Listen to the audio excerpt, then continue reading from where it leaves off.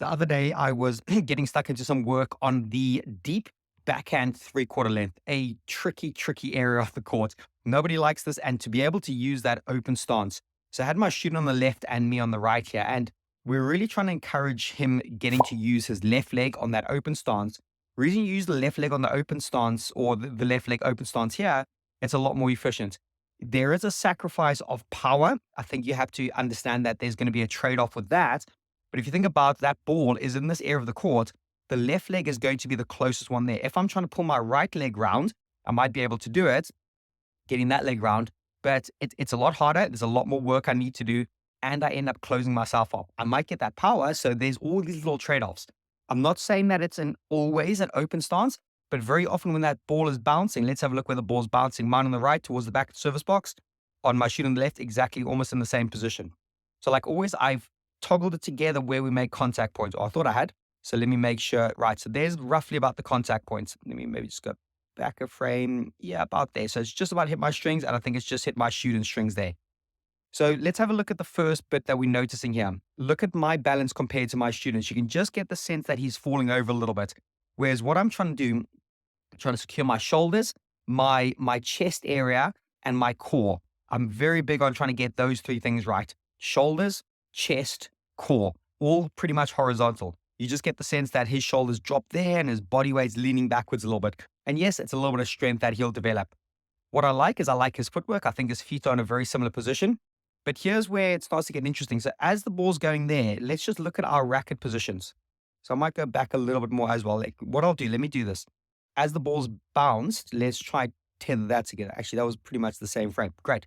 So let's go back. So as the ball's bounced, look at the difference there. Look, I'm leaving the tee. Look at where my racket is and look at where his racket is. I'm putting my racket a lot more across my body into that optimal position early.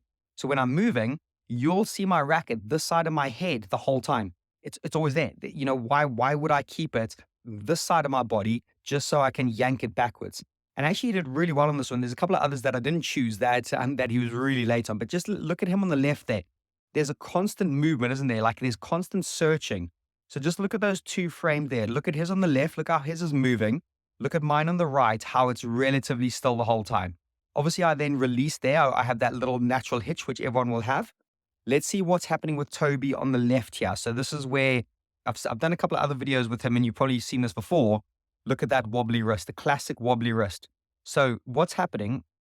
The angle of his racket strings is looking directly at the back wall where he's going to hit, and then the backside is looking towards the front wall. So there's so much work that has to happen to get that round. So what I'd encourage anyone that's struggling with this, break it down, do some ghosting, do some things without the ball, no distraction of the ball, then start to hit some really slow balls. Just looking at mine there, I know it's gone like we're in slightly different periods now, but look at the strings there. It's all up towards the ceiling. My knuckles, my forearm, everything is lifting towards the ceiling. I'm trying to get that optimal balance, that body position. You'll just notice here as I'll look at just something I'm just maybe jumping ahead a bit, but look at that. Look how I'm trying to pull the shoulder round and down and in. And you can just see the angle of my shoulders is slightly tilted there because I'm inverting myself. I'm trying to pull my shoulder underneath my chin. That's quite an interesting little part to get right. And yeah, look at this, really interesting. At the bounce and just after lifting, let's have a look at our racket position. So look how early he's dropped his down to there. I think this happened because of the wobbly wrist, because he knows he's got that wobbly wrist. So there has to be like this early swing to compensate for that. Whereas what I'd like to see on the right here, I'm only breaking late. I'm breaking late. I'm not taking the ball late at all. I'm taking the ball still on the rise, still nice and early. You know, there's definitely no breaking early of that.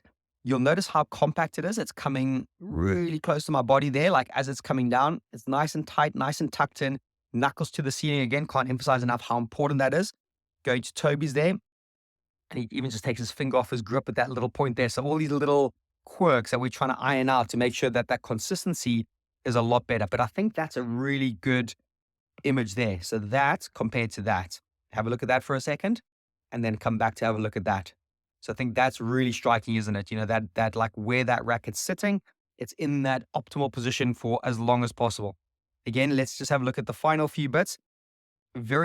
Just look at mine there. I have to really open up. If that ball's getting behind me or getting in a tough position, I have to get my knuckles and my grip super, super open, get that racket face, and you can't quite see it there, but it's really open there. It's really there.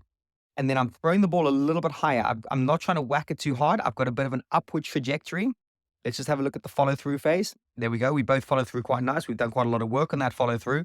I really like how my student, Toby, pops it up at the end. He's done really well with that. Again, there were some others where he didn't do so well with that final position, but that's a big tick. That's a fantastic position there because you want to be able to throw that ball off your strings a little bit more, sending it long, lifting that ball out. And again, we move off quite nice that our lunged leg, we're pulling it in and around behind us. So as I hit there, my left leg swings behind.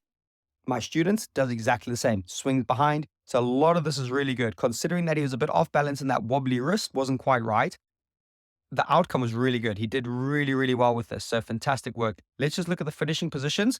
Again, maybe being a bit unfair on him, but that's a nice deep length, really landing into that area. Where does his land? Okay, it lands deep, but it's obviously super, super loose at the moment. I think that's probably because of this little bit of off balance there. He's off balanced and he's almost he didn't really open up, which is great. Again, I know I'm referring to some of the other ones and I've got a few other videos which I'll show on this.